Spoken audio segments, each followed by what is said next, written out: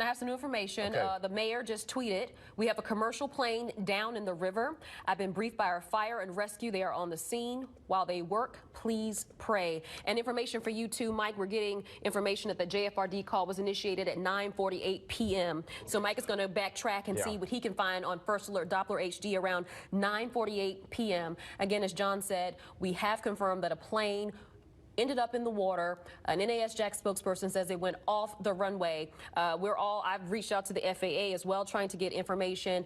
Russell Colburn is at the scene where, John, we saw a massive JFRD presence, but this is normal. You see those ambulances and fire trucks at the airport whenever a plane takes off and they land, but you imagine something like this where more than 100 people, sources say, on that plane. They're going to have that massive presence there, but you could even see from the video, Russell said it wasn't, they're there, it's urgent, but it didn't seem to be a panic, because we are hearing from sources that there don't appear to be any serious injuries. And, you know, I'm just sitting here trying to digest the mayor's tweet, you know, as you just read a minute ago, to think that a couple hours after something of that magnitude was to happen, and here we are saying that the responders are going home.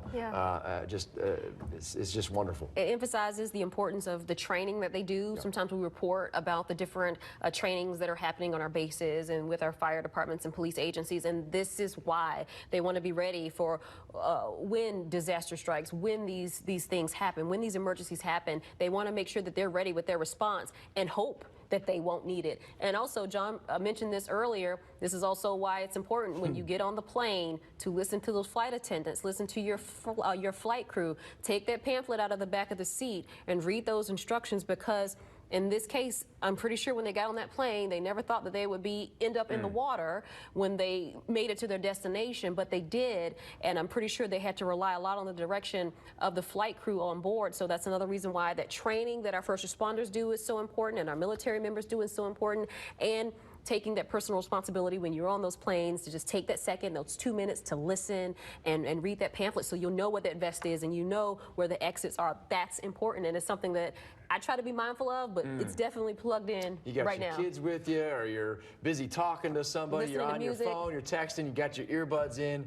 I'm guilty as charged. It happens all the time. You see everybody, nobody's paying attention, but these flight attendants, they do this for a reason, and they know their stuff. And boy, you don't want to just have to rely on them. You got to be able to and I know that at least going forward immediately, the next flight I'm on, I'm paying attention. Close attention. And we know that there were 7 crew members on board and 136 passengers, 21 transported. We don't know of that number whose crew, how many were passengers. Of the 21, they didn't give us a breakdown of who was taken to the hospital. We just know that 21 people were transported. You just can't overstate it. You can't. And even on FlightAware, the last measurement that I see here on FlightAware, it shows the plane at 600 feet at 197 miles per hour. So you imagine a plane moving that fast with that kind of weight. Probably in the 100-mile-an-hour range or so. I'm not an expert, but coming off the runway and going right into the water.